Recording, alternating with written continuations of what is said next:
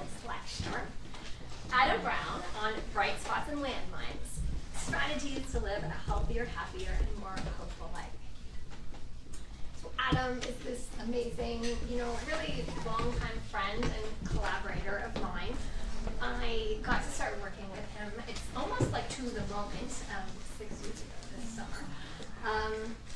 He is just a dream, as as someone who all of us get to see in our office every day.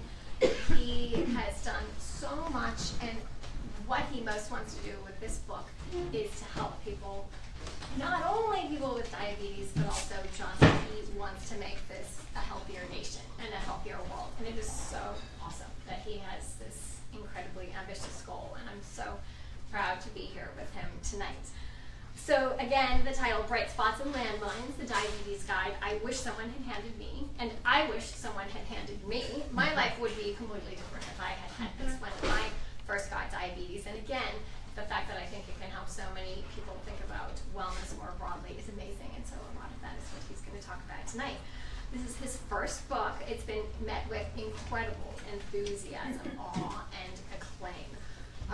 Adam's biggest fans out there have so much to say about it. It has all 5-star reviews on Amazon, except for one person who was a little bit jealous, I think. It ruined my weekend a couple weeks ago. It is amazing. This book was just released several weeks ago, and what it has already done in that time, it's reached thousands and thousands and thousands of people, and the letters that we get about how it's changing people's lives, and especially parents, and especially partners. And I know there are a lot of parents and partners in this room, and thank you from both of us for everything that you do, because people don't always pay attention to that. But we have heard so many incredible things. I hope that you already have your copy. Adam will be signing his copies and even personalizing them after he's finished with this talk. But you can also go to diatribe.org/bright spots. You can order them. It is amazing how Adam put this together to have the Diatribe Foundation, our 5-year-old nonprofit, publish this book and get it out there. And he's made it free to so many people. It has thousands of people have downloaded it, and 90% of them have downloaded it for free. They've chosen zero, and we know that access is such an issue out there. And so this has been unbelievable that he has done this, and that he has worked so hard to make it available for everyone. How many people are new to CPS lectures now? How many people have never been here? Wow. I mean, this is so amazing. And a really special shout out to Adam's mom, who's here, and Adam's aunt, who's here. I want to get tips from you later about how to raise children. I mean, Adam is the dream. If I could get your cell phone. But what a privilege to have you here and to have Adam's aunt here. And I love hearing so many amazing stories about your family over time, and Adam being the oldest child, I'm sure will surprise you at one. But thank you to everybody new who is here tonight. Many people here who have come to a lot of CPS lectures, and many of them know that this is in honor of my late father, Cyril Patrick Shaughnessy Jr., and something that he did when we were little was just to gather people around us, and that's so much of how we learned. And I still really miss him every single day, but I'm also just so proud to be not only to be sort of part of this community that has emerged, but this was community organization from my husband. And for me to be married to somebody so cool, who saw, when I was in the middle of such grief, to be able to figure out a way to make me feel better. And that was about its own kind of community organization. And so he put this series together, and I'm, again, so proud that we've had 114 of them.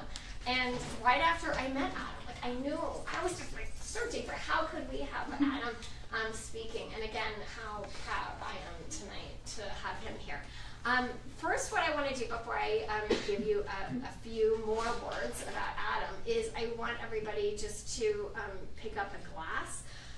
This is just a time time when we just close our eyes, you know, for a moment to think about maybe there's someone in your life who has also passed away. Maybe there is someone that you really miss. Maybe there is someone who is with you, but maybe not in the same way that they always were. So we just close our eyes for a couple of microseconds.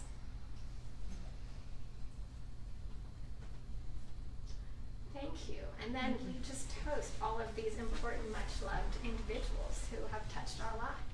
And what a way you have touched ours.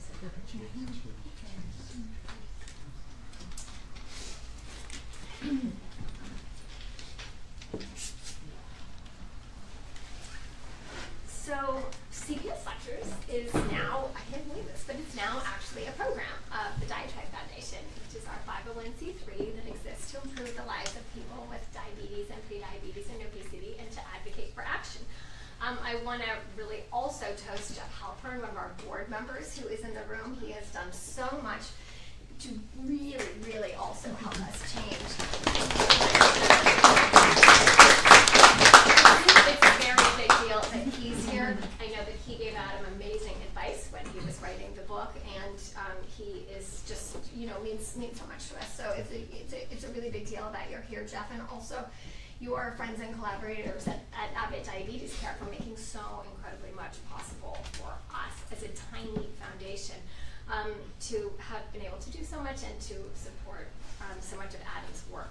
So we are also really grateful that, you know, donations just for this evening, almost $1,000. So I really want to give a shout out to Young Ping, Adam Chopka, Laura Drion, Mark Hunter, Stephen Blair, Tracy Matsuhara, Nick Newland. Thank you for donating. All of the money from tonight is going to go to Adam's books and making those available to people who can't afford them, but who we want to give real live copies to. So thank you also so incredibly much to Dalton and to Amelia and to Gabriella. You guys just for having organized an evening like this. You make it incredibly seamless. And I watch you every moment and see what you have done. So thank you so much for that. And please let's everybody give them a hand.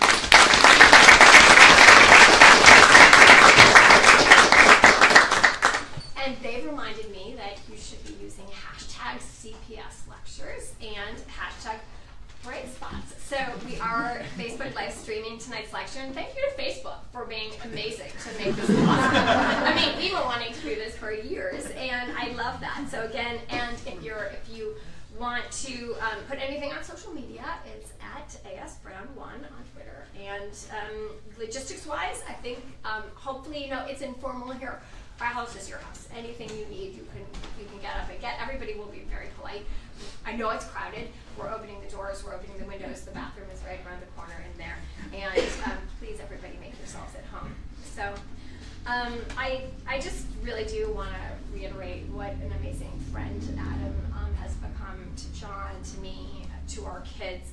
Again, amazing collaborator, and it's kind of incredible actually that we have only known you 6 years, because I felt like we've known you since the very, very beginning when we started Close Concerns, and you were this amazing, amazing summer associate who walked in the door and got the rest of the full-time associates just, man, I mean, there was an instantly higher bar that this summer associate kid was setting, and everybody absolutely loved Adam. And, you know, what you went on to do, you know, he's been promoted several times since he's been here. We were absolutely thrilled when he accepted an offer that he got at the end of the summer. It took a few months, but he accepted the offer to come join us full time. And you know, he is really, it's funny. I mean, I guess I'm supposed to say arguably, you know, the smartest person in the world about diabetes technology and digital health. Like, it's not, I mean, that's just polite. Like, it's not arguable. Like, there actually isn't anyone who knows this much. You know, there are of course people who know way more about their own thing, but somebody who actually understands the ecosystem and landscape. And not only that, is sort of helping, you know, sort of helping create it and helping curate it. And the number of times that Adam gets called for advice on these incredibly important areas is amazing to me, and how incredibly giving of his time is incredible. So again, he's the head of diabetes technology and digital health at Close Concerns, and then as he says, you know, kind of moonlights as senior editor and writer extraordinaire at diatribe.org. And that's our free, very patient-focused newsletter that really is a cornerstone of the Diatribe Foundation. We've got well over 100,000 subscribers now, well over 1.5 million people have visited our website in the last year, and so much of that is due to Adam, his incredible influence on our team, and our amazing Diatribe team who is here. So a big round of applause for them.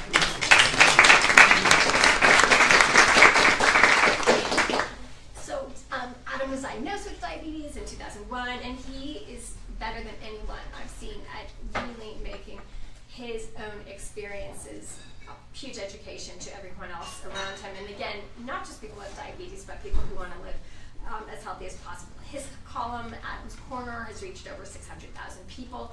And Bright Spots and Landmines is really one of the most incredible displays yet of his incredible ability to write, to communicate, to touch. And I'm just, again, so grateful to work with him. He's brilliant. He's sort of that phrase, scary smart, that I reserve for only a few people. It's so cool to work with him, and I love it that there's just so much room in his brain. Like this is the right work for him to be helping all these people with diabetes, and there's so much extra room in his brain to do that because he is so smart and gifted and so working from his strengths, which is incredible. Also, very disarming and charming, which he does with his family. So I wanted to also say, this is really important. Adam has an amazing girlfriend, Priscilla, who has just been such a central part of this book, of obviously his life, but of Diatribe. Like, we love her. We want to be around her as much as we can. And I just can't say how thrilled we are to also salute her and her amazing work in Bright Spots. And again, that's diatribe.org/brightspots for everyone online who might want to be going to order the book. Let's see. Now, before we hand it off, usually we go around the room and we answer one question. And this is to help the speaker get to know the audience a little bit better. This, I think, is the almost the biggest crowd we've ever had here. So I will urge you that you like in answering this, it's just one sentence. The question is, so let me see if I can pull this off. What's one small health change that you've been meaning to make in your life, but you haven't been able to make yet? So we'd love for you to say your name and there will be prizes for people who can speak quickly. Last thing is going to be to hand it off to Adam. So maybe, if it's okay, maybe we start right in the front row, and we're going to keep Facebook live streaming during this, and then we're excited to hand it off to Adam. Linda Laurie, and I have an issue with consistency, staying away from carbs and consistently staying on the path. Yeah. Allie Brown, how to consistently eat 3 healthy meals per day. I'm Carolina, and exercising at least 4 times a week. I'm Katie, and mine is identifying the best way for me to eat and doing that. Vicky, exercising on the road. My name's Amy, and I would love to join a boot camp type thing. My name is Casey, eliminating as many carbs as possible, increasing protein. My name is Katie, and I would like to not eat as much sugar. Rayanne, 15,000 steps a day. Dayton, staying really healthy on a vegan diet. Sherry, making time for meditation each day. I'm Sophie, and I would like to start working out in the mornings before work. I'm Caroline, and I'd like to have sugar. Hi, I'm Nick. I would say after I'm full, I still feel the need to eat dessert. I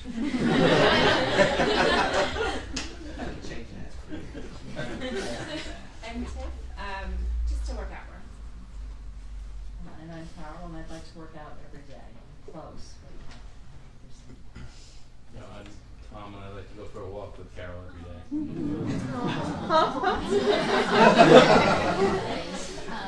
I'm I'm Jenny. I'd like to be able to use digital tools more to manage my diabetes in a way that doesn't make it too stressful and hard on my body. Marsha, less sugar. Joanne, recently diagnosed type 1 2 years ago, would like to find time for self-care. Rebecca, getting back to weekly meal prep that's low carb. I'm Priscilla, and I would say taking care of myself post-exercise to prevent injury.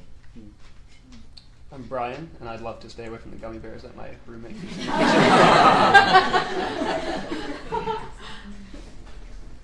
I'm Rocky, and I think I'd like to manage stress levels better. I'm Mallory, and I would like to be better about stretching. I'm Brian, and I would like to listen to my body a little bit more. When I have those pains, it's okay to actually listen to them and stop. But I'm Jen, exercising after a baby. I'm Jeff, and chia seeds have changed my life. And just for the Facebook Live audience, we're going to say that again. Jeff helped chia seeds and changed his life. Diet trial. And I'd like to figure out how to balance aging with exercise. I'm supposed to be doing a half marathon tomorrow morning. My knee did not cooperate.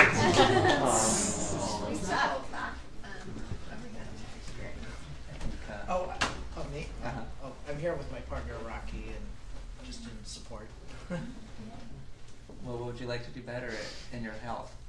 In my health? Well, yeah, because I'm your partner, I put you on the spot. Yeah, eat less carbs would be a good one. My name's Dalton, and maintaining a good sleep schedule when things get busy.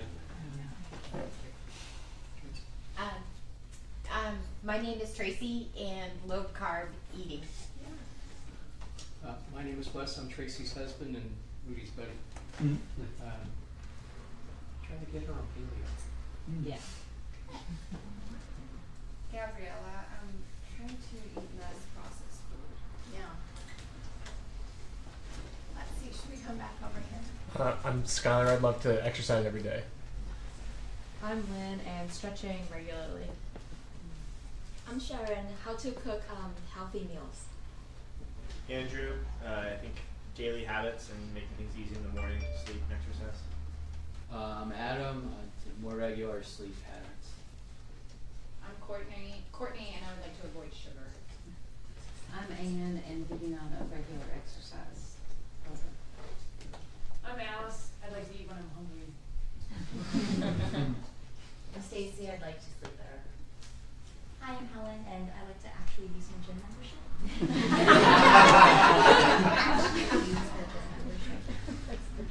Hi, I'm Alex, and I would also like to do daily mindful meditations. I'm Emily, and I'd like to get more sleep.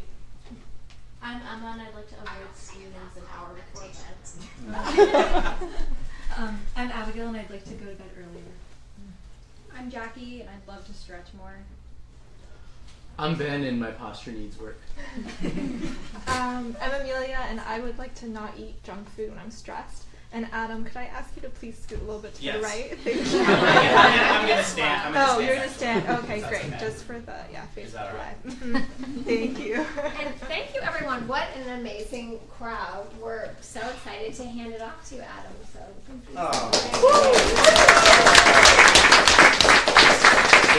Yeah, this is great. Okay. Wow, I can't believe how many people came. I'm always worried that no one's going to show up. So thank you all for coming. And the two ways I would describe Kelly is superhuman and a force of nature. But I think Kelly's two most important qualities two of them are that she's an amazing giver and she's such an ideas person. And I think both of those are two key reasons why this book even exists, why I'm here, why all of you are here. And also that Kelly just loves learning, and I think CPS Lectures is an incredible place where we can all learn. And so thank you, Kelly, for making this possible.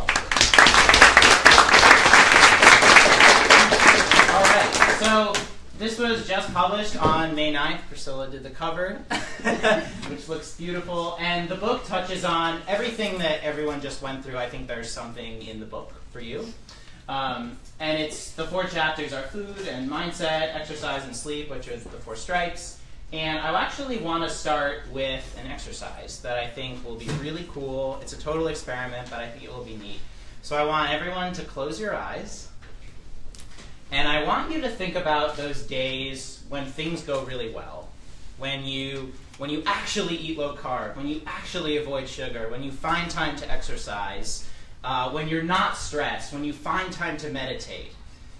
What makes those days special? What do you do on those days? What's your schedule like? What enables those days to happen? Or if you wanted to have one of those days tomorrow, what would you make sure that you do? Okay, any reactions? Things that come to mind? Plan? Meaning? Plan my day in advance, prepare. Go to bed early. Go to bed early. What were the other ones? Good night's sleep. Good night's sleep. And but like how specifically? Some nights I don't sleep well. When I slept well, the next day easier. And when you go to bed early, what makes it possible?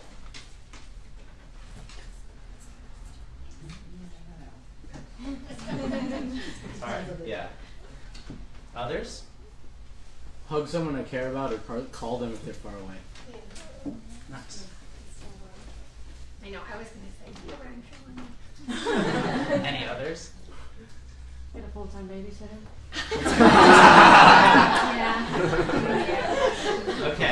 Okay, so one more. Close your eyes again. Think about the days when things go to shit. You eat sugar, junk food happens, super stress, no time to meditate, exercise is really difficult. What goes awry on those days? And if you wanted to avoid having one of those days tomorrow, what specifically would you do?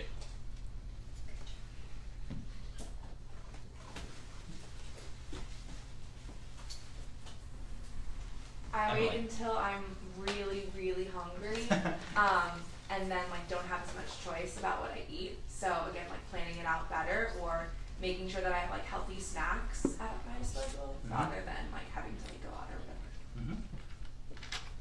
Yes. I feel like on those days I'm in reaction mode, so anything coming my way, I'm reacting to the situation. So like being more mindful in that moment to kind of take a moment and like think about what I want to actually get out of that moment is kind of a good way to navigate that issue. Others? I think I would say it out loud.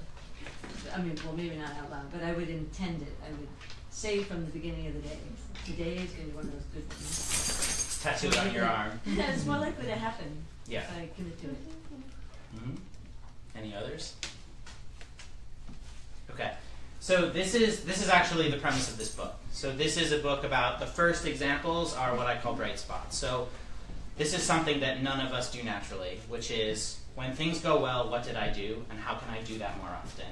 All of us tend to gravitate towards when things go wrong, how did I screw up, and how do I do less of that?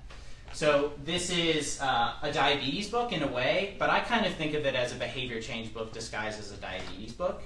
And that's why I think Kelly was so focused on this being a wellness book, because this framework applies to pretty much anything in life, but I think anything in health in general.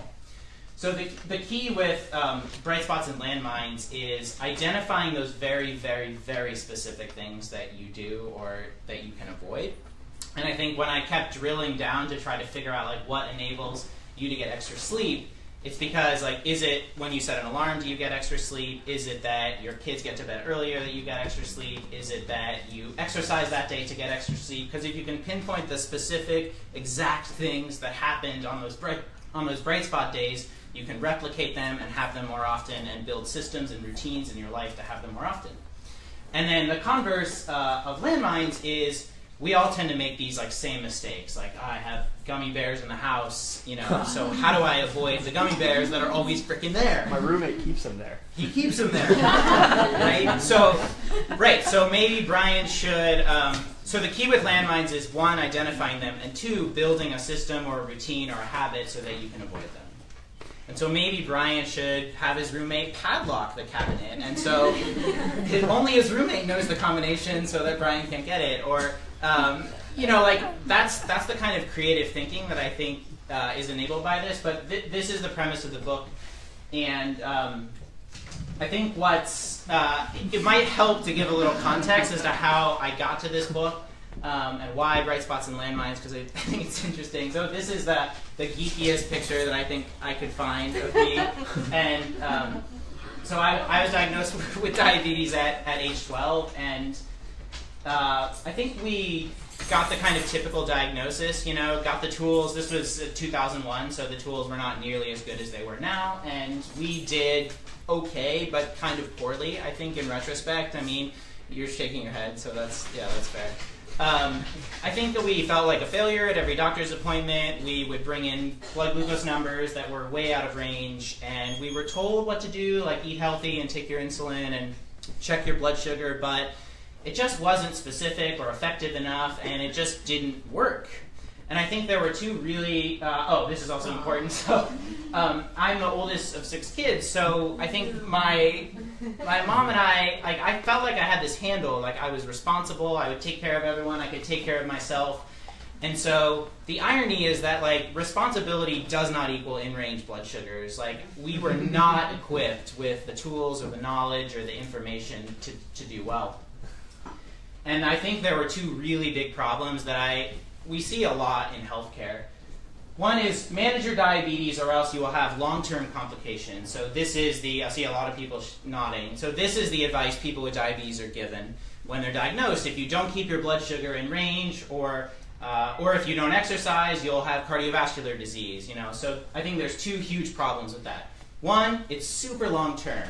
So all of us are really good at kind of the here and now, but prioritizing long-term behaviors is really difficult, especially when the consequences are far in the future. And the other is that it's so negative. It's a really negative outcome, and so it's not that motivating in terms of, rather than more positive outcomes. The other really, really, really crappy advice we received was you can eat anything you want, or you told that, you can eat anything you want as long as you take insulin for it. And this would kind of be like saying to someone who has skin cancer, like, you can go anywhere in the world in any weather you want, it's totally fine. Like, I'll relate that in a second. So people with diabetes have a problem processing glucose, and we know that carbohydrates are the biggest thing that drives up glucose. So this kind of advice is like pouring gasoline on a fire. And the challenge with that, though, is as a really young person, trying to dose insulin for eating anything you want is extremely difficult. So those are some of the reasons I think why we did really poorly. And I did really poorly for years, and we were trying hard and doing our best and sending emails to our healthcare provider team, but I think there were 3 really big game changers that happened for me. One was in college. I started taking nutrition classes and realized, like, wait, you actually can't eat anything you want and be a healthy person. Like, that doesn't work. The second was the person in the middle was actually my roommate in college. Yeah, so he'll teach you something about nutrition and exercise. You should have had his picture in the book. I would have cut it out and pasted it on the wall. He's now a naturopathic doctor, actually, an ND, which is cool. And then the third game changers happened in the same summer. So I started working with Kelly at Diatribe and Close Concerns, and so my job every day was to learn about diabetes, cover research, figure out new advances, test things in my life. And the other was I started wearing continuous glucose monitoring, or CGM, which many people in the room are familiar with. But for those who aren't, it's a little sensor I wear under my skin. You can see it right there. And every 5 minutes, I get a number on my watch or my phone that tells me what my glucose is. So I have instant feedback on should I have eaten that or shouldn't I have? Did I dose the correct amount of insulin or did I not? And so those to me are bright spots, right? Those are specific things that made a huge difference in my life and that I could replicate. And the premise of this book, one of the big premises, is that bright spots are actually more important than landmines. So when we were doing that exercise to start, the things you thought of first, focusing on those is way more important than focusing on the mistakes and things to avoid. And so the book has 43 bright spots and 16 landmines, and that's very, very intentional. And there's some amazing work, if anyone's interested in psychology, by a professor, Barbara Fredrickson, who wrote a book called Positivity. And she argues that you need a ratio of 3 positive emotions to 1 negative to flourish in life. And so I almost made it to 3 to 1 in this book. But I think that's really profound because it's really easy to come up with the negative stuff that we're all doing wrong, to judge ourselves, to feel like we're not doing things right. And doing the positive and focusing on the positive is actually more important for changing behavior. And so that's one of the things I argue in this book. And one other thing, the reason it says specific, sustainable, and changeable. So bright spots and landmines have to be specific. So saying like, I need to get more sleep is not specific. It needs to be like, yes, you need to get more sleep, but how? Like, how will you get more sleep? Like, will you set an alarm? Will you exercise during the day? Will you have a partner hold you accountable so that you both go to bed at the same time? Eat healthier is not a bright spot, right? That is not specific. No, what does eat healthy mean? I mean, none of us knows what that means. Sustainable means this has to be something you can keep doing. So a bright spot or landmine cannot be, I'm just not going to eat. Like that is not a sustainable strategy for being healthy. Maybe I'm not going to eat gummy bears, but and then the last thing is changeable. So exercise. Like if the weather is bad, I can't exercise. Like that's not a landmine because it's not in my control. So things have to be in my control to be a landmine. So a landmine might be like overeating after exercise. Like that's something that is easy to do, and that's in my control, and that's something I can change. So that's the premise of the book. That's the framework of the book, the structure, and then each chapter shares what my bright spots and landmines are, and then also guides people to identify theirs. So rather than giving you a kind of brain dump of every chapter, I wanted to kind of pull out themes and then share specific examples that I thought were interesting. And I would say feel free to interrupt at any time if you have questions, you want to press me on something sounds challenging. I think a lot of the exercise stuff and meditation I'll definitely address. Some of the healthy eating stuff I'll address, and then we can have a big open Q&A at the end. That sounds good. Okay, so there are 6 themes in this talk. The first one is when conventional advice doesn't work, get unconventional. And I think the best example of this is food is the first chapter in the book. And that's because it just is such a powerful driver in diabetes. And so the typical advice that, eat anything you want, or maybe you'll hear eat a low-fat diet, is what we hear a lot. And this shows, for people who aren't familiar with CGM, this shows my blood sugar across the day. So the time of day is on the x-axis, and then my blood sugar is on the y. So on the left side is the diet that I've figured out really, really works for managing my blood sugar, which is to eat a high-fat diet. Like I eat 60 to 70% of my calories from fat, and very low carbs, so about 15% of my calories from carbs. For people who are like, how many carbs per day is that? It's about 60 to 100 grams per day. So this is the complete opposite of what I was told when I was diagnosed, what most people were told when they were diagnosed, which is pretty much what's on the right. So this plot is from my own head-to-head experiments where I've compared different diets and worn a continuous glucose monitor and seen what's the impact. And to be clear, on the right side, I was actually doing my absolute best to keep my blood sugar in range, meaning I was taking my insulin 20 minutes before I was supposed to, which is what you're supposed to do, measuring every gram of carb out, that was also eating healthy carbs like oatmeal and whole grain bread and stuff like that. So this is by far a best case scenario. And you can still see actually the average blood sugar between these two cases is the same, which is also mind-blowing because the way that we measure success in diabetes is on averages. So that distorts what's actually happening.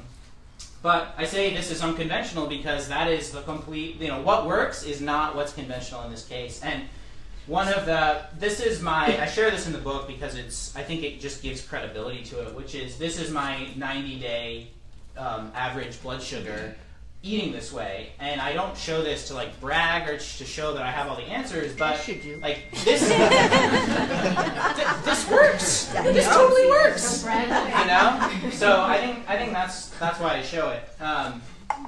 And for people who are like, low carb is so difficult, it's so hard, I can't do it. There are so many things that you can eat on a low carb diet, and these are just some of what I would say are unconventional things that I eat. So Jeff mentioned Chia Pudding, which is the thing in the top left. It takes 3 minutes to make. It's completely cooking. You don't need any cooking. It costs 60 cents per meal. Flat line on blood sugar. Instead of eating eggs with a side of hash brown and potatoes, I will just have vegetables or nothing at all. The right side is almond flour pizza. You can make pizza with almond flour and eggs, and it tastes 80% as good as normal pizza. Maybe 90 if it's me. Priscilla would say 80. And it has way smaller impact on blood sugar. Bottom left is fajitas that we make at home. These are actually low-carb, high-fiber tortillas, so they have 11 grams of carbs each, but 8 grams are from fiber, so they don't really impact your blood sugar. The thing in the middle is called riced cauliflower. You actually take cauliflower and blend it, and it creates these little pellets, almost, of cauliflower that have the consistency of rice. And then you can cook them, you can make stir-fried rice with soy sauce and eggs, and Trader Joe's actually sells it pre-riced, so you can just buy riced cauliflower and throw it in the pan. And then the one on the right is our newest thing, which is almond flour waffles. So we bought a single-use almond flour waffle, or single-use waffle maker, which we put almond flour batter in and make waffles. So I think people have this impression that low carb is this extremely crazy vegetables and meat only kind of way of eating. And I think you can eat an amazing variety of somewhat unconventional things that are still very tasty and make it sustainable. So Adam, is all of that gluten-free as well? Like the almond flour, is that gluten-free? It should Yep. be. It should be. Yes, everything on that is gluten. The low-carb tortillas aren't gluten-free, but everything else is. Yep. Yeah. The other thing that I think, the other mistake that people make is that it's all or nothing. So I'm low-carb or I'm not. Just do one meal. If you can't do low-carb, just do breakfast if you have diabetes. And if you're trying to eat paleo or low-carb, just do one meal instead of 3 meals. And if one meal goes well, then you can do 2. Or if one snack goes well, then you can do 2. But I think, I'll talk about this later with exercise, but the all or nothing mentality is really unhelpful in health, I think, in general, because it gives an excuse out. Like, I can't do everything, so I'm going to do nothing. It's not all or nothing, ever. It's always like, can I do one meal? Can I do 5 minutes? And then expanding from there. Okay, so that's the food part, unconventional. This is another theme of the book, which is shift your time perspective. So instead of focusing on long-term, like I was saying, avoid complications, focus on the today benefits. And I'll explain this, what this means. So why does taking care of my health, eating well, exercising, having low stress, sleeping, why does it matter today? Not why does it matter for living a long, healthy life, or why does it matter for not having cardiovascular disease, or why does it matter for not having problems with my kidneys, but why does it matter today? Or why does it matter right now? So why does doing any of those things matter at my next meeting at work, or in my next conversation with a loved one? And so I've found that shifting this time perspective as the key motivator for doing better with my health from a long-term thing to a now thing actually makes a tremendous difference. So to give you some examples, like when I don't do those things, I suck to be around. Like I am an angry person when I don't exercise. When my blood sugar's out of range, I'm moody. So I think like if I want to be a good human being and like maximize my time today, like I actually need to do those things as just a kind of baseline to have a good day. I need to do those things, not to have a long life, but to actually just be a happy person today. And one of the things that I think is one of the most powerful motivators is focusing on other people and how your actions and your health affect people around you. So when my blood sugar is out of range, like I'm really stressed and angry and frustrated, and so I treat, I'm snippy with Priscilla, or I'm snippy with coworkers at Diatribe or Close Concerns, or, I don't have energy to go hang out on the beach with my siblings. And I think when we focus instead on other people, we kind of feel this accountability or guilt to take care of ourselves. And someone who's spoken here at CPS lectures, Kim Scott, she wrote in this article about management, like the best thing she can do for her team is to go for a bike ride. That's the best thing she can do. And I thought that was so awesome. Like when you focus on the impact that your health actions have on other people, I think it's this incredible motivator, and a motivator that's important today. So not, avoiding long-term complications, not avoiding cardiovascular disease, things like that. Okay. The third one, we live in Silicon Valley where it's all about the 10x, the moonshot, thinking big.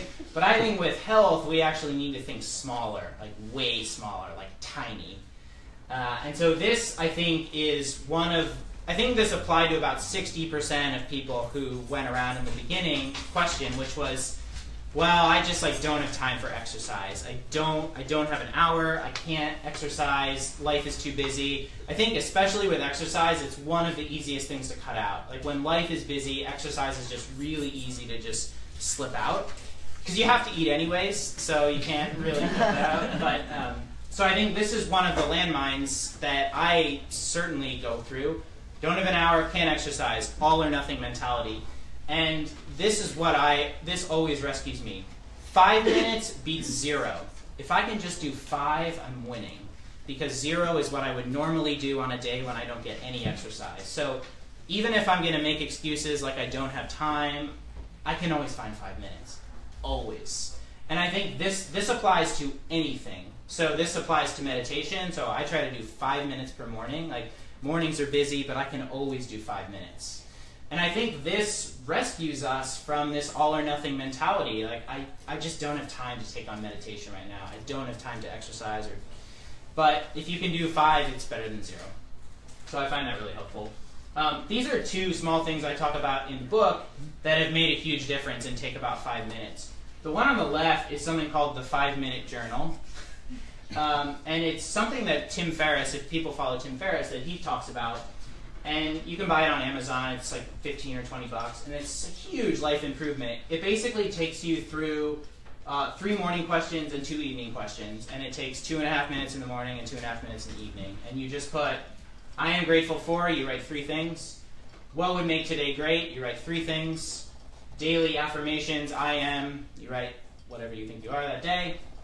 And then in the evening, you write 3 amazing things that happened today. And then how could I have made today even better?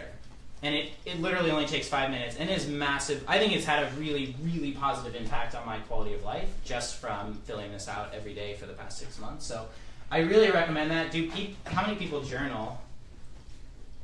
Yeah, so not that many. So this is a good entry-level journaling for me. So it may be worth a try. The other one is more devices are putting meditation on them, and so I use the Breathe app on the Apple Watch, which you can set it to 1 minute, 2 minutes, 3 minutes, 5 minutes, and it'll just tap you on the wrist and guide you through it. And I just find that really helpful for doing a minimum of 5 minutes, because just breaking it down really small really helps. Okay, number 4. There are 6, so we're almost there. The environment has a big impact on my behavior, so rig the game so that you can win, so it's in your favor. And if people follow the work of behavioral economists like Nudge, there's all this amazing research on how the environment has a huge impact on your behavior, but you often have no idea. So, there's studies on where you sit at the buffet influences how much you eat at the buffet. And I want to go through some of the examples I talk about in the book. The one on the top left, that's actually the same amount of food. We measured it out, and the one on the left is an 8-inch dinner plate, and the one on the right is a standard big 12-inch dinner plate. So one of the easiest things you can do to eat less is just get 8-inch dinner plates. You'll by default eat less. And that's just a beautiful example of how the environment can totally influence your behavior, but you have no idea. The one on the right is actually how I order at restaurants. So I will say, whatever the side dish is, I will just tell them not to serve it to me and give me vegetables instead. And 98% of the time, they'll do that with no problem. But the most important thing with the environment in restaurants is it's easier to have willpower when you're ordering than when the food is in front of you. So if you say like, I'll just take the chicken and the vegetables and the potatoes, and then the potatoes are there sitting on your plate looking delicious, obviously you're going to eat them, even if you just like have a nibble and then you have another nibble and then all the potatoes are gone. So I've done that. I've done that a million times. It's so easy to do. Or that the killer is bread when bread is on the table. I mean, it's so easy to just nibble at bread and then have too much. So I just say, don't give me the bread. Just don't even serve it to me. Don't serve me the potatoes. I'll take vegetables on the side. And that's actually another way that I think the environment just influences what I order. That meal is actually from Disneyland. So it is possible to eat reasonable in fast food nation. The one on the bottom left, in terms of like having healthy food to eat. So Priscilla and I get CSA every week. So a big box of fruits and vegetables gets delivered to us, and we have it always in the house. So I think one of the biggest challenges with healthy eating is like you actually have to have healthy food on hand. So that's just an automatic environment way that like the healthy food comes to us and we cook it, and it's super cheap, and it's produce it's imperfect produce here in the Bay Area. Yeah, really cool, right? And it's produce that has been rejected from stores because it might look a little weird or might be a little big, and it's amazing produce, and the price is killer. So the one in the middle is more of a diabetes example, but I think relevant, which is if you have diabetes and you have a really low blood sugar, it's easy to go to the fridge and just eat way too much because you're super hungry. Your brain is like freaking out because you don't have enough glucose. So you overeat, and then your blood sugar goes sky high, and then you get really angry and you take too much insulin, and then you go low again. And so this is one of the reasons why a lot of people gain weight on insulin therapy, because of the lows, and then you eat too much. So I found that having an automatic treatment for hypoglycemia is extremely helpful, because then I never go to the fridge. Like, I always go to my automatic treatment, and what's helpful is having it everywhere in my life. So in my jacket pockets, in our keys next to the door, in my coats, in a bedside pocket, so when I wake up in the middle of the night, I don't like lumber into the fridge and have too much to eat and then go back to bed. So that's just another example of how like structuring your environment in your life can encourage behaviors that you want to encourage or steer you away from things you want to avoid. And then the last one, a couple people mentioned stretching, and I've actually found stretching to be incredibly beneficial too. But it's kind of like meditation in that it's really hard to actually fit into life. So I stretch before bed every single night. It's an automatic habit now. And one of the things that's helped me is actually having all my stretching supplies near our bed so that I'm reminded to do it. The other helpful thing, if you're trying to start a new behavior, there's really good research from B.J. Fogg at Stanford. And the key is making the behavior super tiny. So he talks about if you want to floss one tooth. Like that's how tiny he's talking. But the other thing for starting a new behavior is having an anchor behavior. So if there's something you do every day, you stack the new behavior on top of it. So he'll talk about like if you want to do push-ups, like do 2 push-ups every time you go to the bathroom. Like you go to the bathroom every day, so you can add push-ups in. And I think that's, so with stretching, for me, it's like I do it after I shower, but before I go to bed, like every day. And when you have that anchor and then the new behavior, it's far easier to get off the ground. And if you guys have questions, you can feel free to raise them, but we can also do it then. Number 5 is, I think, something that's familiar to most people in the room, which is data. Your own personal data, like my own experiments, can be a really powerful driver of behavior change. The key, though, is to not attach like all this judgment and blame and negative landmine feelings to when you start tracking stuff, which I think is really easy. So 2 of the bright spots that I talk about in the book are walking after I eat. So for people with diabetes in the room, like this is an amazing way to flatten your blood sugars after meal. Walking totally counts as exercise. It's actually the first bright spot I talk about in the exercise chapter because I think it's so helpful for blood sugars and just for fitting it into your day. But that's actually my blood sugar response just from walking to work after breakfast. So it's really, really effective and very, very predictable. And it's enabled by data. So seeing my own data, seeing the impact of walking, and actually doing something about it. The one on the right is sleep tracking. And I think sleep tracking is helpful in that it gives you a sense of like how much sleep am I getting. if I'm not getting enough, then I need to make changes. But I also think it's helpful for seeing, at least with diabetes, like your next day blood sugars and how they're influenced by lack of sleep, and they have a massive, massive impact on blood sugars the next day, even for people without diabetes. The other thing that sleep really impacts is your decision making. So you crave more carbs, you crave more sugar when you don't get enough sleep. There's very good research on that. So sleep is the fourth chapter in the book. I almost thought about cutting it, but it's in there, and I think it's like this amazing enabler of everything else that happens in your life. Yes? Adam, what effect does caffeine have on your blood sugar? Oh, It it's in the book. increases it. Oh, it goes up. It goes up. Yeah. Wow. Yeah, tea is better than coffee. Yeah. But In still- general, but also in that case. Yeah, so I'm a big fan of Fitbit and Apple Watch, but there's lots of devices and apps out there. So if you're an achiever, like you like getting things done, like these things are amazing. So the converse though of tracking things and is feeling like a failure when you don't meet goals, and this is especially true in diabetes because it's blood glucose data. So what's my number? How am I doing? If I'm not doing well, I need to change something. But it's easy to like get a 226 on the meter and feel like a complete failure. So this is that looks like a pretty healthy meal, I would say. Like most nutritionists would be like, yeah, that looks pretty healthy.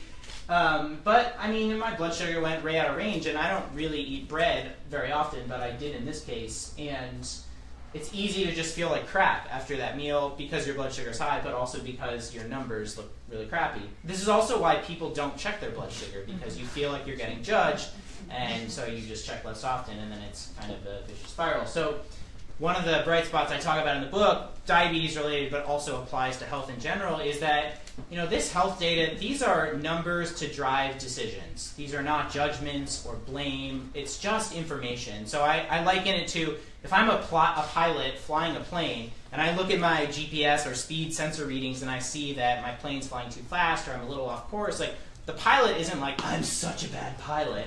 The pilot like takes the plane and changes it and makes a decision, and then the plane flies on. And so I think we can all just learn, or a speedometer, like if I'm driving too fast, I make a decision, I change, I drive slower. So not attaching all this blame to the numbers.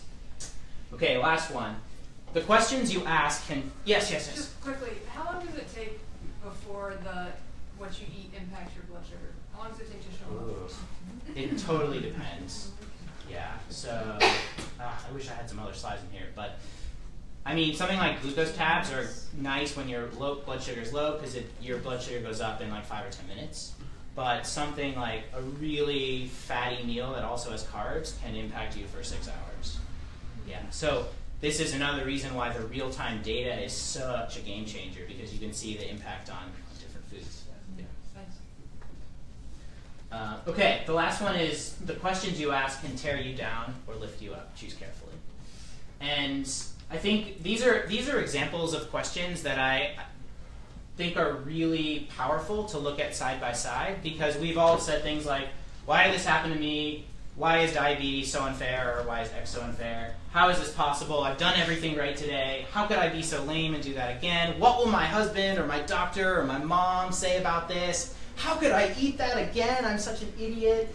And changing those questions is a matter of just changing your psychology. So what can I learn from this? What is one thing going well, even if it's small? How can I build on that? Is there anything I can do differently tomorrow? What experiments can I try? What am I grateful for? What role models can help and inspire and guide me? And I know these kind of feel like positivity BS a little bit, but listening to the sound of your own questions, I think, is a very useful exercise, because I'm very negative in general and very judgmental, especially if you are trying to manage your diabetes well, trying to keep your health in gear. It's very easy to be judgmental. So for people who like short summaries of long presentations, get unconventional, think today benefits, think smaller, rig your environment, use data, and ask uplifting questions. And this is actually the quote that starts the book, and I think it kind of frames the whole point of the book, which is that bright spots are more important than landmines, so focus on the things going well, figure out how to duplicate and replicate those things and have more bright spot days. And I think I agree with Arthur C. Nielsen. The price of light is less than the cost of darkness. So I think that's it. Yeah. Thank you.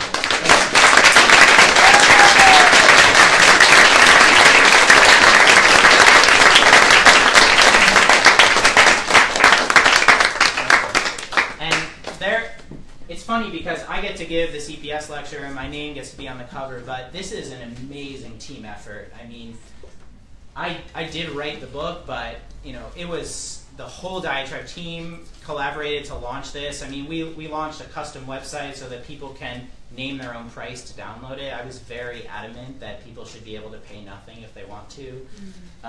Kelly and John supported this from the beginning. Kelly was actually encouraging me for over a year to write a book, and I was like, Kelly, I'm not going to write another diabetes book. Like, what am I going to add? I don't even know if I can do it. So then I interviewed a bunch of diabetes authors, and I was asking them, like, should I do it, should I not? And they were basically like, don't write a book. Such a dumb idea. But You did. I did, so I did. Yeah. Yeah, but it's been an amazing collaboration, and the emails have been, and feedback from people has been phenomenal, and my biggest takeaway is that it's way easier to write a book than to get it into people's hands, by far. So writing the book was really easy compared to like marketing it and getting it into patients' hands, which is what I care about. So every day I'm checking like how many people have got the book in any form. And it's been a really awesome, fun, challenging, cool experience. And I'm so appreciative that all of you would come, and I hope we can have a fun discussion. Great.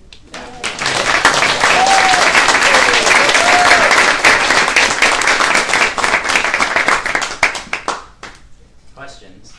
Hi, I'm a huge fan of films. Why does caffeine make your glucose levels? What? Can you repeat the question? Yeah, he asked, why does caffeine make your blood sugar go up? It stimulates adrenaline, which encourages your body to dump glucose from the liver. And so it's just like my blood sugar right now is 154, but I started this lecture at 105, and that's from adrenaline, right? So yeah, so less caffeine equals generally less blood sugar increase, but there's actually a lot of studies on that. Nancy, did I get anything wrong? No, actually, it's but you can use that usefully, those of you who like coffee, just before you go out for your brisk walk or something. If your sugar is a little lower, you're a little concerned, and you like coffee, or people go to the gym, I tell them, have a couple cups of coffee just before you start to work out, and it helps to keep it up, really. You can use that for you or against you. Yeah, I mean, I think the insanity of diabetes is that the response isn't always predictable. So it's not like, I know eating X number of glucose tabs will raise my blood sugar X amount, but I'm not always sure what the response to caffeine, at least for me. And it's heavily influenced by my sleep, personally. So I tend to be way more insulin resistant when I haven't gotten enough sleep, which therefore makes caffeine just blow my blood sugar out of the water if I have like a big cup of coffee after I haven't slept enough. Yeah. Great question. Yes. So thank you so much for the impressive presentation, really impressed. So personally, I don't have diabetes, and before I met my boyfriend Andrew, I had not known anyone who had diabetes, honestly. So I'm curious in knowing what are the recommendations you would give for anyone who has firstly got diagnosed, or for example, if I know my friend who has diabetes, in addition to recommending your books to them, what else would you recommend, like resource and equipment, anything else? Very helpful. CGM for sure. Yeah, getting that instant 5-minute feedback on what happens to your glucose when you do X or Y is amazing. And I think what's funny is that this technology has been around for 15 years. Would you say is fair? Yeah. So only about 1 in 8 people with type 1 diabetes use CGM. 1 in 8. Oh, well, that's the CGM is the continuous glucose monitor, so that's the glucose reading every 5 minutes. So this is like sort of state-of-the-art technology, but decades-old technology. Yeah, and that's in the U.S. In the U.S. Outside the U.S., almost no one. Almost no one uses it outside the U.S. So there's a long, like I said, writing a book is easy, getting it in people's hands is harder. Like making a great product is hard, but like getting it in people's hands is actually really hard too. So I'm looking at Jeff because he and Vicky. Yeah, they're trying to change that. But Yeah, I have one more question if that's okay. Huh? So are there any things that you should or you should not say to anyone who has diabetes? So are there any Yes. forbidden things? Yeah, well, I think it goes back to what I was saying about like some of the negative messaging that people hear when they're diagnosed. So, you know, you have this disease, you're going to get all these long-term complications if you don't take care of it. Like all this heavy negative messaging, I think, is very unproductive, especially when it's young people being diagnosed, because young people just can't process, at least I couldn't, long-term implications of short-term behaviors. So giving them that real-time feedback, those today reasons. So I wish someone had said, hey, if you keep your blood sugar in range, you'll be a better student, you'll be a better athlete, a better person to your loved ones, a better human being. That would have been really helpful. But that's not the messaging that most people receive when they're diagnosed. So I think that's a big one. Also, like, don't tell them you can eat whatever you want. Thank you. Yes. What about for people with type 2? Yeah. In terms of the CGM, I mean, the big thing is that's for people with type 1. So for somebody with type 2, what is your message in terms of... Oh my God, I hope they can use CGM. Yeah.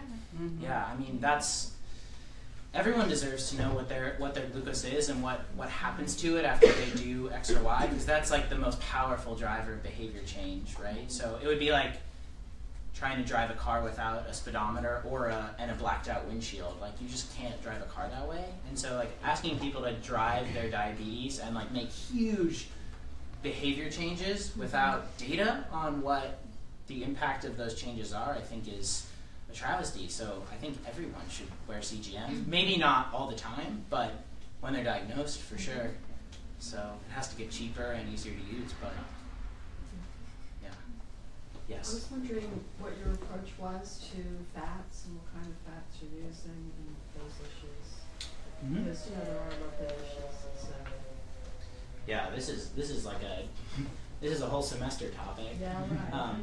It's funny. I sent the book to some woman and she said, I noticed you use coconut oil, and my husband has heart disease and he was recommended not to have saturated fat.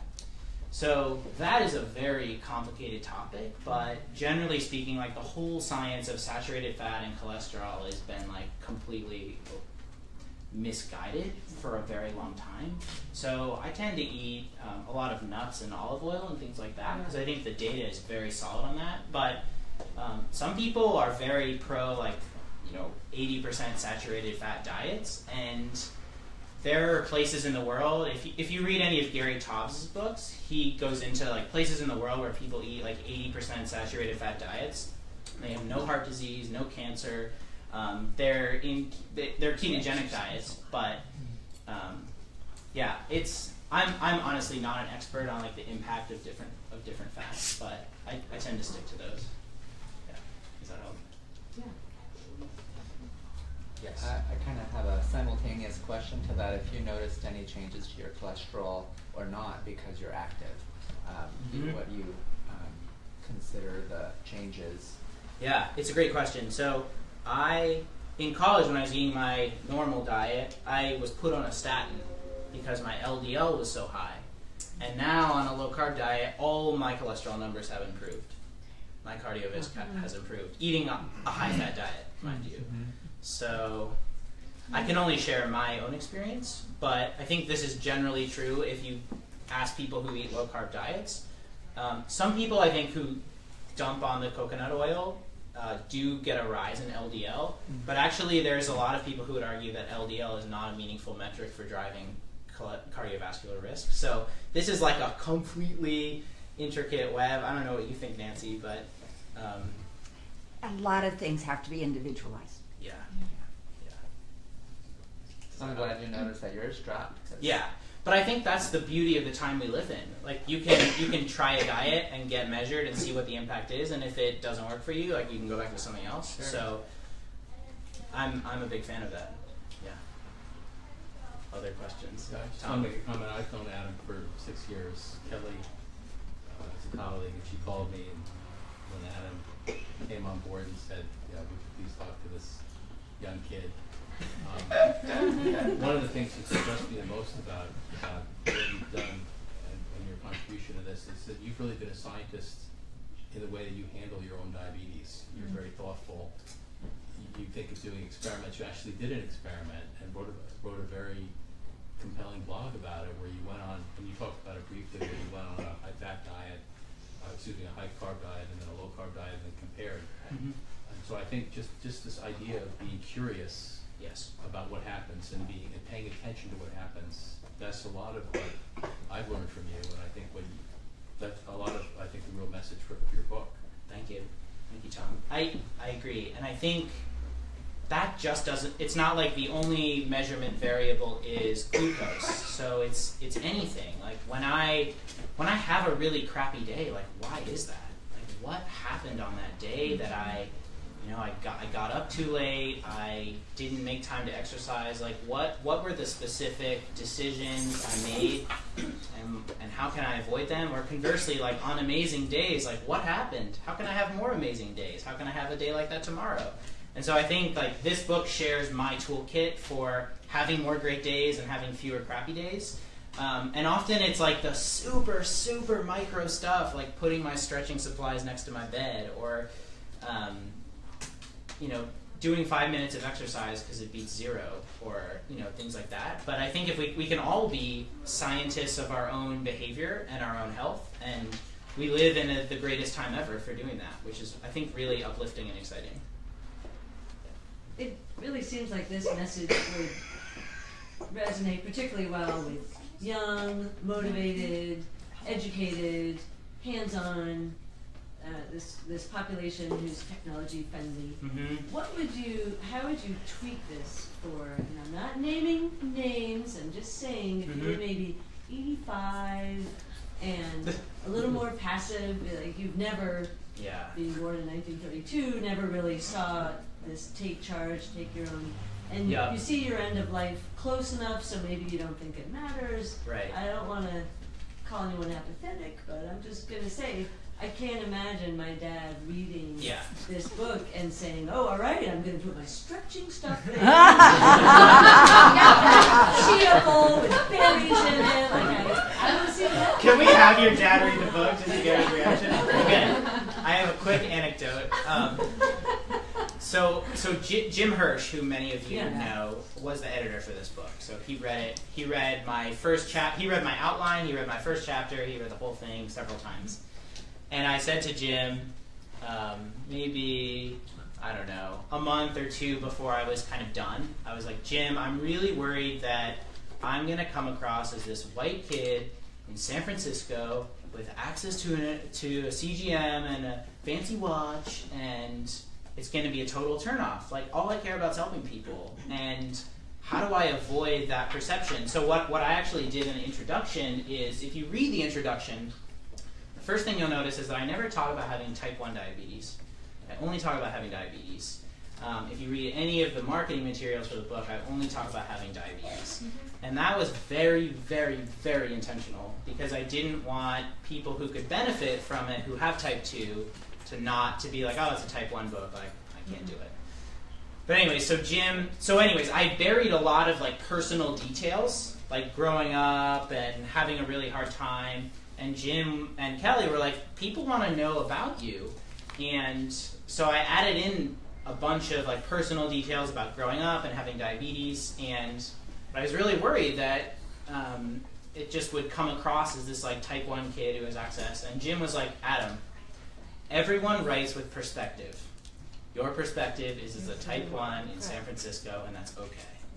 And that was like such a relief moment. But I'm under no illusions. Like, the person who doesn't know what an A1C is, like, might find this book challenging. But on the other hand, I've had a lot of people across the spectrum read it, and most people get something out of it. Then again, like, I don't have experience educating those people, so like I don't feel like I'm equipped to write that book quite yet. But I do. Maybe that's the next project, is bringing it to different groups like that. So I did think really hard about it. I mean, I think it'd be really interesting to know from Amy and other people here. I mean, like, what would you read? And, you know, because I know I was, like, heartbroken when you were like, you know, he's not going to read it. But this is, like, the real life. Yeah. You know? So, like, we can learn more from you, probably. Yeah. But, you know, I think a lot of the principles apply to people if they're older, and, I mean, the exact approach might be a little different, but things like, you know, pick one thing, like if it's an elderly person, what's one thing they'd like to change? And start small and use some of the principles, you know? And, because the principles still apply. Right. They might not be willing to swallow the whole thing, but start small and, you know, go from there. 5 minutes is better than 0. Yeah, Carol, can you say a little more about that? I mean, this is the psychologist in the house. To say what? Well, just I to mean, say a little obviously a lot of this stuff is based on the positive psychology movement, which I think has a lot of validity, which is the, you know, the whole idea you presented of, or it's a solutions, you know, oriented approach to psychology, which is that, I mean, I'm a psychiatrist, and I mean, there is a big problem where for many years everything was looking at pathology, what's wrong, which is important, but you know, the whole principle of what's right is incredibly important, because if you do more of what's right, you're going to feel better, and there's going to be less times that you're doing whatever your neurosis is or whatever. Anyway, that's one aspect, but I'm not sure if I'm getting at what you're asking, Kelly. Yeah, well, I mean, so this is so amazing. Adam just starts so many interesting discussions. Yeah. And, like, one of the things that he's been really trying to figure out, along with our board, you know, just even on a more basic level, if we all step back, what would make our nation healthier? Like, we're spending so much money here, and we're not even doing well. I mean, forget even just diabetes, you know, it's everything. And so many of these things, you know, we've seen how they can apply to so many people, but it is like the, you know, the 5% or the 1% or whatever, and like hearing from you guys, you know, about the hardest cases, or about when you have 3 jobs, or when like that's all, like you just have processed food and it's cheaper and easier, and it actually does taste better, like for 5 minutes or 15 minutes or whatever. Yeah. You know, definitely. You know, and like, so addressing some of that, like, it's a nightmare to walk through O'Hare, you know, it is a war zone. Yeah. Like, getting some of that, I think, and this, again, it's just been even really interesting to watch, like, even hearing everybody here, like, sugar came up so many times in the opening discussion. That is so interesting, and it's kind of getting to be a movement, but, you know, getting to know what everybody thinks about the healthier country, and, like, what would make your dad, you know, what would make him feel different, so. Or admit that it feels different. Yeah. He says he can't tell the difference. Yeah. Lowers Yes. So where does fruit fit into this for you? Do you distinguish between sugars, and are you able to? I tend to limit it to berries, only because they're much lower in sugar and much higher in fiber, so the impact on blood sugar is much smaller.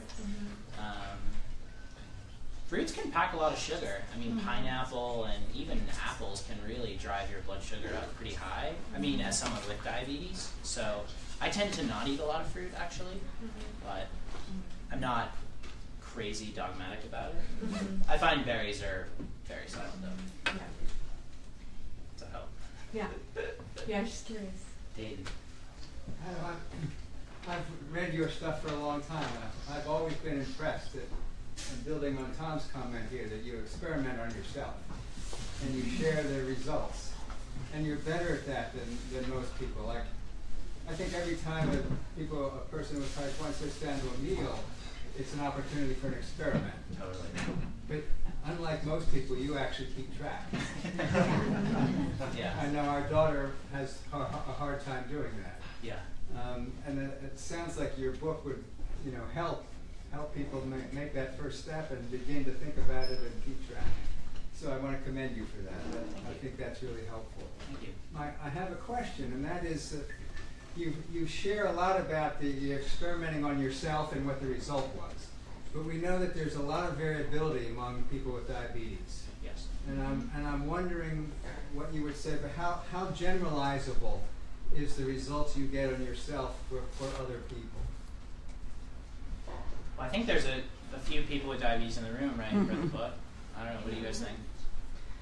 For me, especially where I am in my learning curve and just trying to understand what's going on, a lot of it was applicable for me. And you said over and over, this is just me, so that was a good reminder.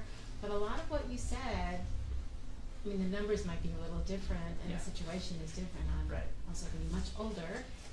Definitely a lot was applicable, no question.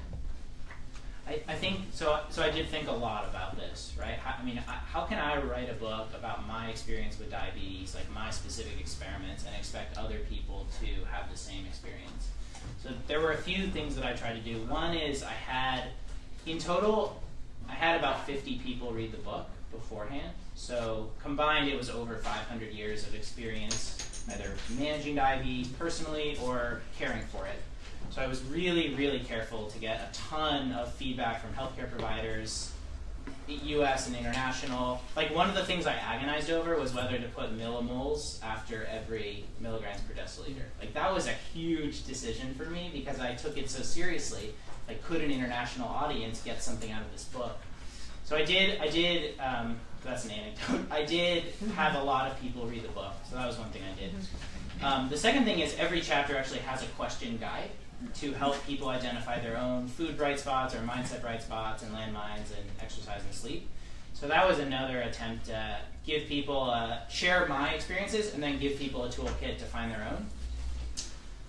So those are a couple things that I did, but for the most part, like, I've had some people say, like, I can't eat nuts, they drive my blood sugar way out of range, you know. You get some of those, but I'd say 80 to 90% of the experiences I hear about are pretty similar. That's anecdotal. Can you mention something about the number of factors that influence blood sugar? I don't know if a lot of people know, because that's one very overwhelming piece of this. It's not just about food and sleep. There is, I don't know, you had 20, 22? Yeah. There's a lot that impacts your blood sugar, whether you're diabetic or not. So it's just something to keep in mind. Yeah, could I see your book actually? I don't have one. You can get it for free. Maybe I should buy it on Amazon to improve the rankings. Okay. Well, if you have a book, page 124. It's like a reading group. So when people, this is an amazing point. I tried to tailor this to like a non-diabetes audience and diabetes, so I didn't really go into this, but it's an amazing point. So I think the first mindset landmine is this idea of perfectionism, and in diabetes this is really challenging because you wanna keep your blood sugar, you know, at a normal level as possible. So most people aim for, you know, 100 or 120 or, you know, whatever your personal target is. And when you're diagnosed, you're told, like, okay, you gotta eat, you gotta exercise, and you gotta take your medication and check your blood sugar for the most part. And then if you do all of those things, you should have in-range blood sugars and things should be fine.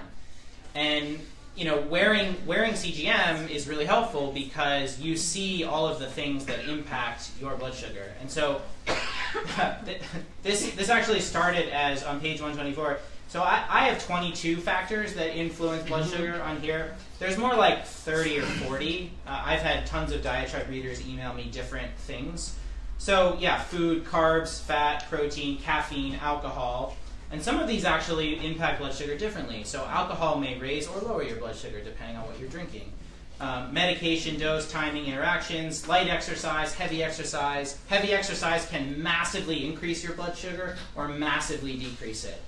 So for people with diabetes, this is enormously frustrating, right? I exercised today, I ate what I was supposed to, I took my medication, and I checked my blood sugar. And my blood sugar is still way out of range.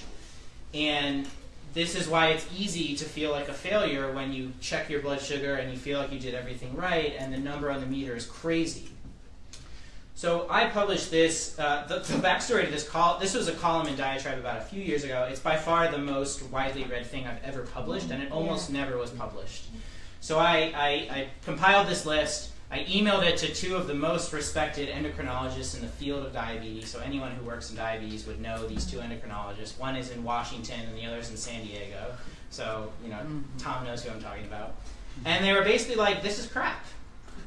Are you kidding? Like, you're just going to publish this list of things that impact you, and you're going to put arrows, but I think, you know,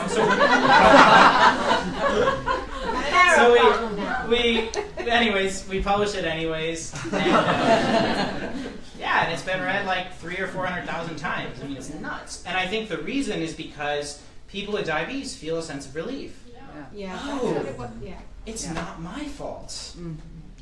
That's really powerful. And I think the beauty of this is that with continuous glucose monitoring now, you can see all of this stuff, and you can run experiments and have coffee versus tea and see what the impact on blood sugar is, and try different beers and see what the impact, you know, by drinking a heavy beer versus a light beer. And so I think that's really neat. So that's the backstory on that. Is that what you were hoping for? Okay. I love that page. I read it over and over. I have a question.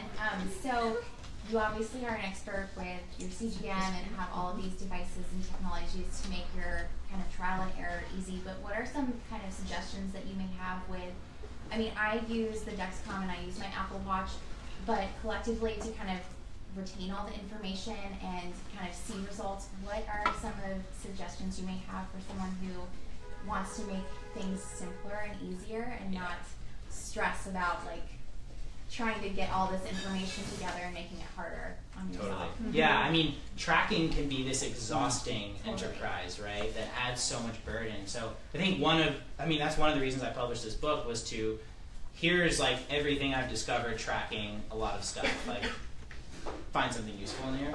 But I think for people, I think this goes back to like the 5 minutes versus 0. Like, it's not all or nothing. It's not I'm tracking all the time or I'm not tracking at all. So you can track for a week and see what you can learn in a week. So the high carb versus low carb experiment was like a 2-week versus 2-week thing.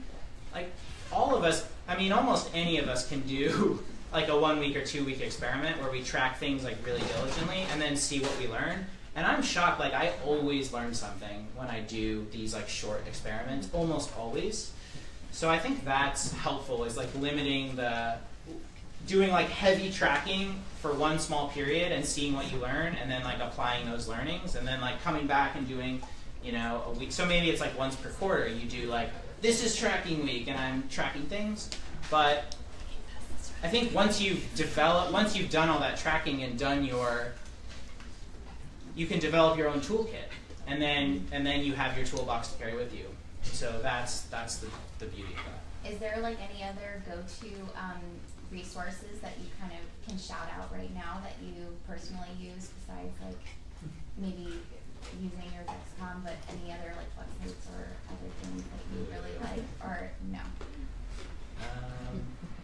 This is like kind of the irony. Like it's kind of cobbled together. Right. You know, like I'm using I use Lose It sometimes to when I do these food experiments to like track it's very burdensome to track food if anyone's tried it, you know. It's super burdensome.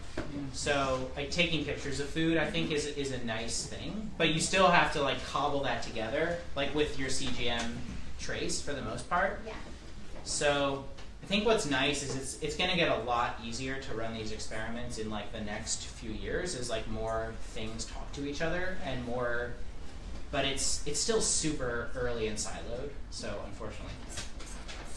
Totally.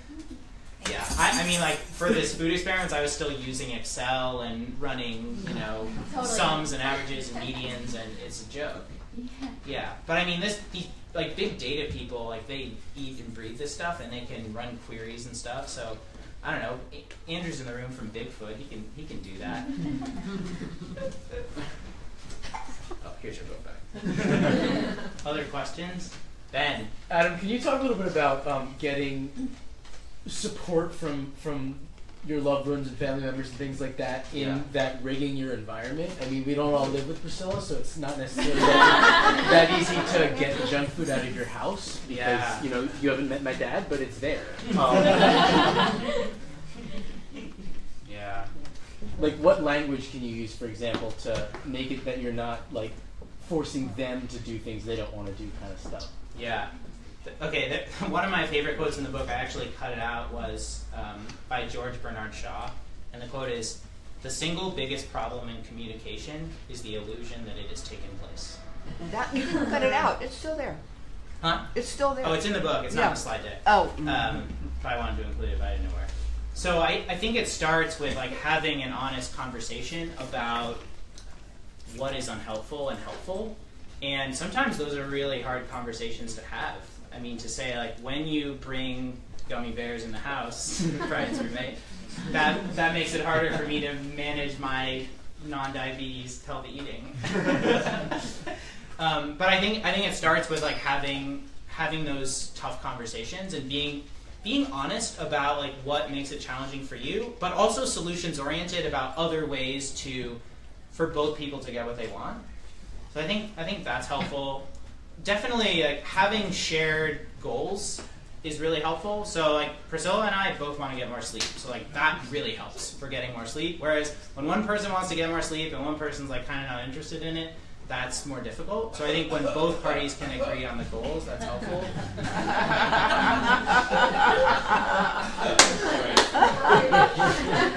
Well-timed cough, Mr. Close. Yeah, sorry about that. I don't know. I mean, do other people have thoughts about useful conversations with loved ones? No. Ben can also frame it to his dad as like a benefit for his father. If I can manage my health better, I'll be in a better mood and a better son, and like it can be a common goal that you guys can work towards instead of just one-sided. Yeah, and I do agree. I'm speaking from experience, not from having the conversation, but somebody actually having the conversation with me. You can't have this in the house. It doesn't help me. It hurts me. But it does help to frame it in a positive manner and also bring the benefit to everybody versus you're not helping me, you're hurting me. Because at first I did not take it well. I'm like, well, you need to get yourself under control, right? Why do I have to be affected by your poor decision making? Because I felt somewhat attacked, like I was being called unsupportive, right? So I think when you have those conversations, do be very conscious about how you frame it and in a very positive manner in terms of how it benefits everybody and how much it would be really helpful to you and change you versus making that other person feel how I felt at the moment, which was like somewhat I'm hurting you. Defensive. So it got me in a defensive position versus helpful initially. Yeah, I mean, I do think with food, like the best solution is to not have it in the house. So like you really have to go out of your way to access it. And so, but if that's not possible, like you can generally come up with other creative ways. Like, can you cut a smaller hole in the package so that like pouring stuff into your hand is way more difficult? Or having like I will completely overeat nuts, so I put them in jars and then put them in a closed cupboard. Which, I mean, it's better than like them being out in a huge bowl on our kitchen table where I will just eat way too many of them. So I think having just routines that you notice like help you not access them as easily is possible, even so both people can get what they want. Like if one person wants junk food, at least there can be a system around it so that the other person is less likely to eat too much of it.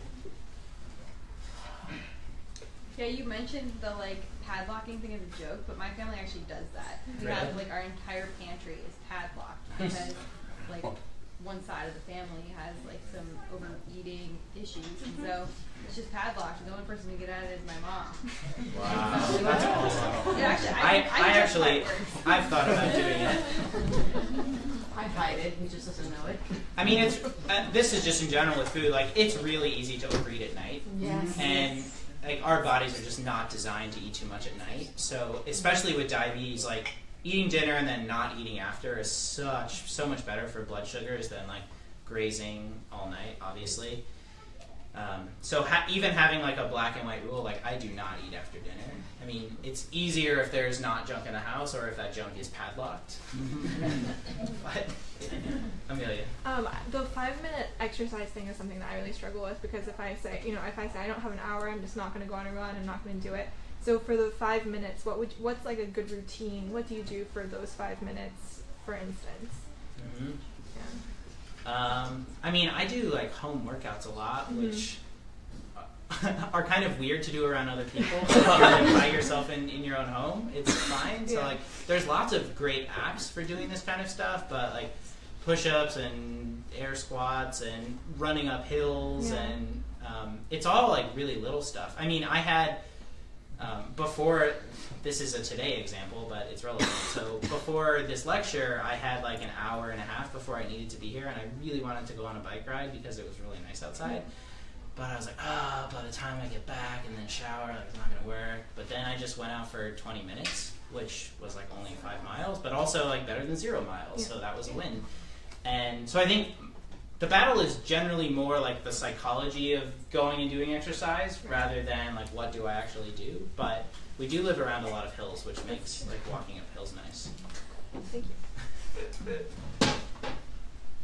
Yes, Dalton. Yeah, so as you know, like others might not, but I just started working here at Diet Tribe 2 weeks ago, and I'm like genuinely surprised by how like little I knew about diabetes and like the lifestyle. Like, I'm sure Kelly wouldn't have hired me if she knew this, but like I'm genuinely like surprised. So like, what insights would you give? And I guess this is more collective for anyone here, for people who like the general public that don't know someone with diabetes. Like, what are the takeaways from here? Because like some areas are stigmatized, and like there's just so many things you don't know, like that I didn't know. So, and I wouldn't know if I wasn't here now. So, you and anyone else here, feel free. So you mean for people who don't know diabetes but want to make a difference? Or just like, what would you like someone to know that doesn't know? Yeah, I mean, so thank you so much, Dalton. I mean, I think this is kind of to the question, like, how do we make our country healthier? Like, it's also interesting, like, how do we make it more, I think, like, how do you be a good citizen almost? Like, how do you encourage good behavior? And even if you don't want to do this yourself, but you should, you know, how do you propel? The social norms are not very good. And we're just kind of learning about some of this. Our new managing director of the Diet Tribe Foundation, Mallory Bressler, is right here, and she's going to be working on some of this with Adam and the rest of the team, which I think we're really excited about. But we have a new board member, Dennis Boyle, one of the co-founders of IDEO, and this is completely the question that he wants us to be focusing on. So, you know, if people have ideas about these, also, you know, I mean, this will be a lot of our future work. But I mean, that's fascinating. That you know, just how people who are superstars in their first year of college are saying themselves, like, there's so much that they don't know.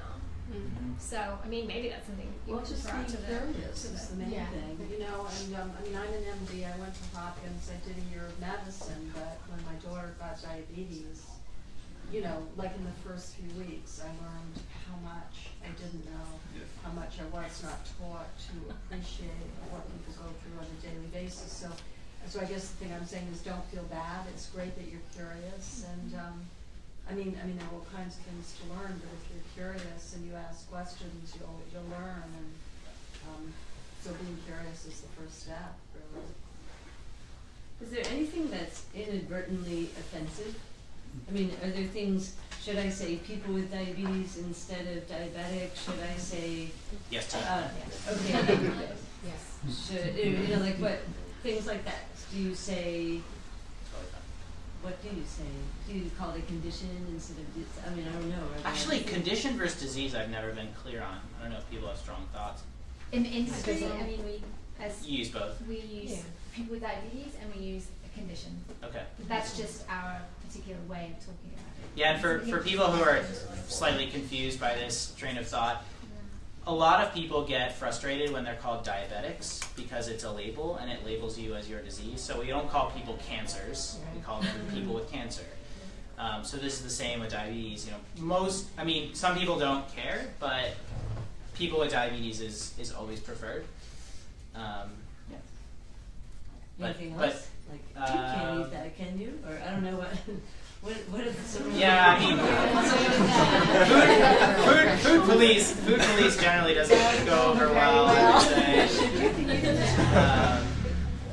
Yeah, I think. Yeah. I mean, I think it kind of goes off of like what my mom said. I think approaching someone with diabetes, not diabetic, but with curiosity. So asking, what is something that you can eat, or like, what do you like to eat, instead of, are you able to eat that? I think it's the approach, not the actual language, that really kind of, at least I appreciate when people come to me. I don't know. I didn't mean to cut you off, Adam. That's great. Yeah, I mean, to answer your question, Dalton, I think some of these things are things that I would like to see more widely used. So, just because there's conventional advice on what to eat, doesn't mean that it works, and doesn't mean that it works for me. So being curious, being a scientist, trying a diet, checking my lab, seeing if it makes a difference. Focusing on today benefits, I think, is something that healthcare is totally missed, at least in chronic disease. The reasons to do stuff are not just long-term, they're today. And with diabetes, this is a huge, huge issue, because high blood sugar is this invisible thing. It's not painful when my blood sugar is high, so that's a pretty bad negative feedback loop.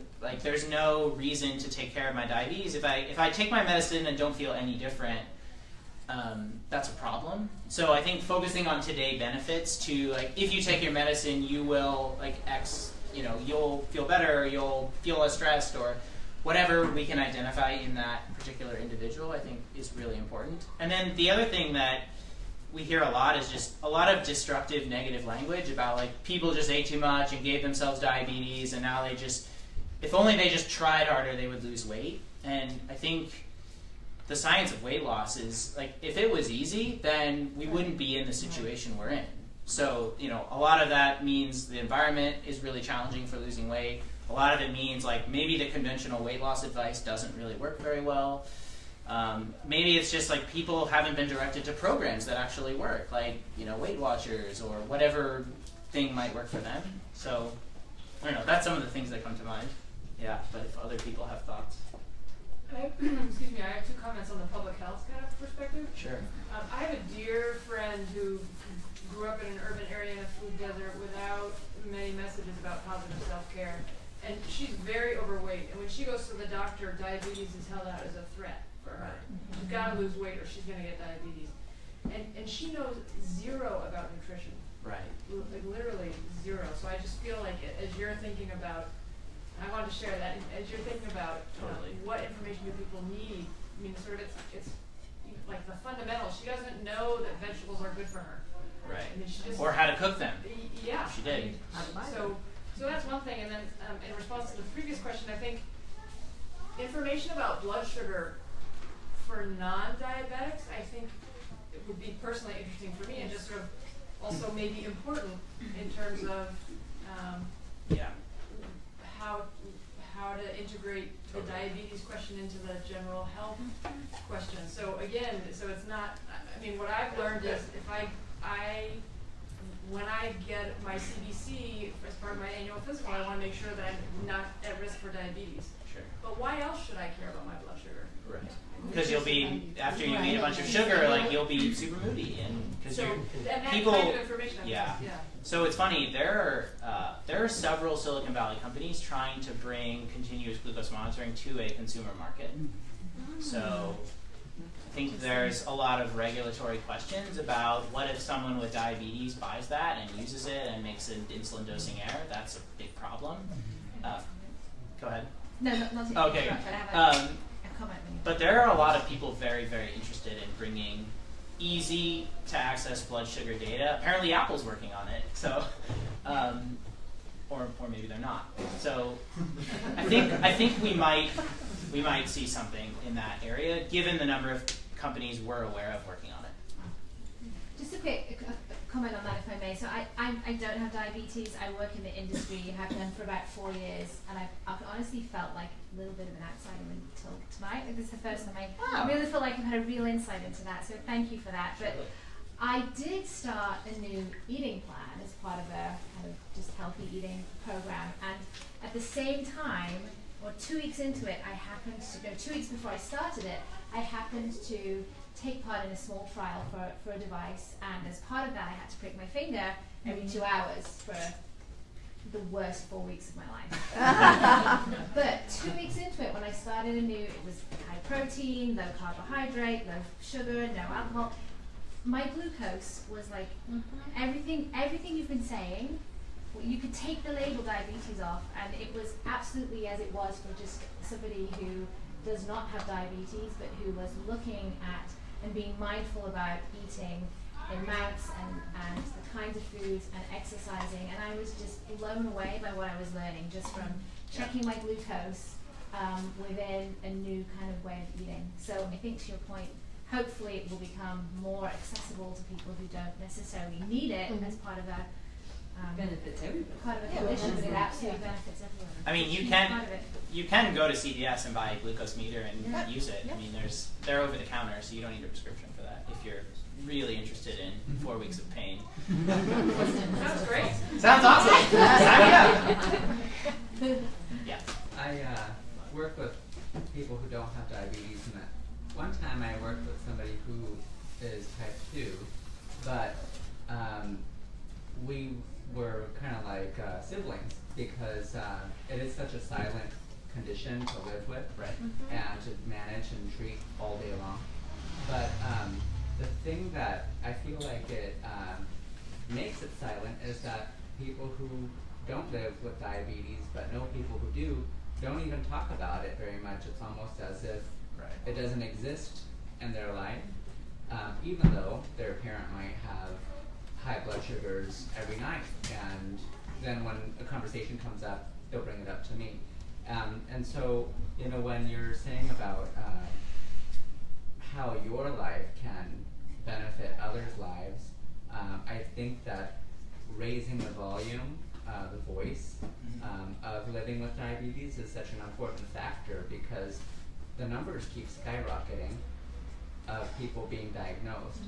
And then the treatments slowly get better, but incrementally, the number of people who are suffering is increasing faster than any of the treatments. And so something has to be done ground up, you know, grassroots, like what you're talking about, changing how you think about your meals and how you think about your diet and your balance of your lifestyle. That inspired me when I heard you speak once before about in the morning you would go for bike rides, you had an apple, and how that would change things, and that can give you enough of a lift to get through your bike ride so you could start your day and be productive. And most people, they get up and they're like, I gotta hit the on button for my coffee maker and then decide if I want half and half and what kind of sugar, or if I want to take my 6-year-old daughter to get a grande frappuccino when I'm getting my own drink. And so it's like, there's so many things that are upside down. And when you talk about things that are right side up, suddenly it's like a rebellious conversation because it's against the grain of what is so heavily practiced in society and mainstream society. We're not mainstream because, you know, we follow what people devote their lives to learning, becoming dietitians and endocrinologists and primary care doctors. So I appreciate all of the years of experience and lives of people just giving all of the focus and gaining the knowledge and sharing it back with patients. But I mean, I've had to pay a lot of money, and not just money, time, blood, sweat, everything to get that information from doctors. It doesn't just come free. And, you know, I try to benefit from it. And so I really appreciate how you're doing that in a larger capacity. I have these conversations with coworkers, and they ask me questions about diet because they realize that my diet is something that they can benefit from too, because I eat the same food they do, and I drink the same water they do. There's nothing that makes a person with diabetes have to live a different life other than the perception of that. I just thought I would add that in. A lot there. Love it. No, it's great. It's great. I mean, I think this is why Kelly and I and everyone who works in diabetes come to work every day. Like, this is a thorny, challenging, monstrous beast to try and solve. I mean, it's individual behaviors, it's devices, it's drugs, it's the food environment, it's car culture. I mean, there's so much to tackle.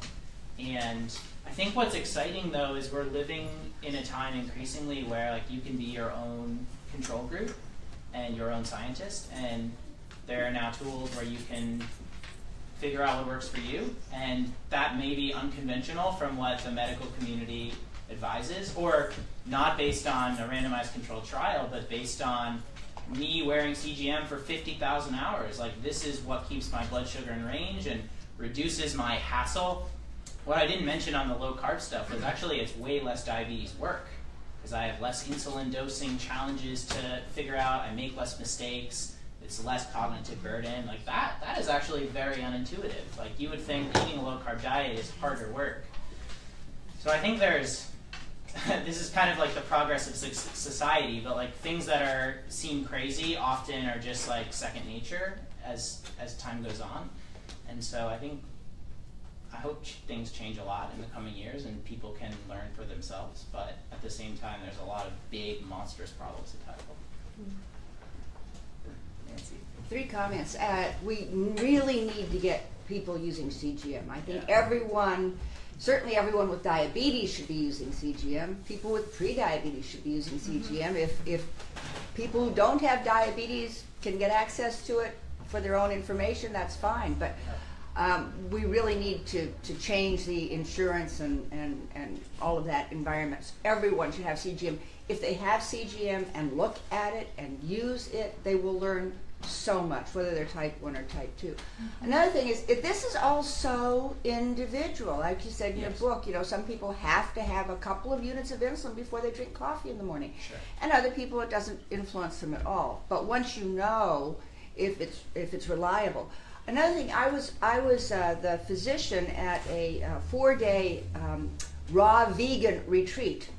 And so just as an example, you're doing 15% carbs. These people did less than 10% fat. Wow. Everything else was carbs. Wow. I mean, the protein was from chia seeds and hemp seeds and nuts. But 90% carb. But it was 90% carbs, and we had everything from a 13-year-old who weighed 99 pounds, type 1, to a middle-aged man who was probably 600 pounds, who couldn't weigh him, and then everything in between, type 1s and type 2s. And in 4 days, it was absolutely amazing. The insulin doses, even for the type 1, the thin type 1, reduced by a quarter, and the blood sugars came down from the 2 and 300s down to 100 and fairly flat. Raw vegan, I would not ever tell somebody you got to go raw vegan. Believe me, this is hard. This is hard. I mean, no coffee, no tea even, because it was heated. Nothing processed. Everything raw. So you couldn't you couldn't cook, you couldn't steam. But they had cooks, so luckily we didn't have to do it. I mean, you have to spend your whole life doing it yourself, I think. Right. But it worked for a lot of people, and there were a lot of people there who had done it, type 1s and type 2s, and it works. But it just goes to show the extremes can work. Yes. So everybody has to find out what works for them and what they can do, because I'm sure those people who were there were very turned on. It's sort of like Pritikin. You go there, somebody else does the cooking, they lead you in the exercise, it's lots of fun, but then you go home and you don't do it again. So you have to find what you will do and keep doing to stay successful. And the other thing is, I want to comment that I've been listening to people with diabetes for 45 years. I got my degree 45 years ago, and I've been listening to people for 45 years. And what is in your book has really taken the important behavioral, psychological, actionable points and put it all into one really good place that will motivate people then to go further and read more and do the CGMs and see how various behaviors help them. And so many of these things are useful for non-diabetics too. I mean, I was thinking, last night I was thinking, oh, I'm eating way too many almonds. If I were Adam, I would be going like this to myself. I'm eating way too many almonds. And I when I went out to eat, I said, don't bring the bread. I don't want any bread. Bring back the vegetables. And I'm not even diabetic. So I think it was very motivational book. And I didn't tell everyone here, so this is the esteemed Dr. Nancy Pudding. I'm so lucky to have her personally as my doctor, and please, those were just brilliant words, and I'm going to come to your office so we can type those on Amazon together. The Diatribe Foundation will really benefit from everyone going to Amazon and putting their review on, and we would really, we're at almost at 50 reviews. Yeah. So I mean, I think there's kind of it's hard to do and all of that, but Dr. Bohannon, I mean, those words are so meaningful to our whole foundation. And Adam, oh my gosh, she never actually gives praise ever. But with that, thank you, Dr. Bohannon, and to our entire foundation, to the Helmsley Charitable Trust, especially for funding the Diatribe Foundation and so much of Adam's amazing work.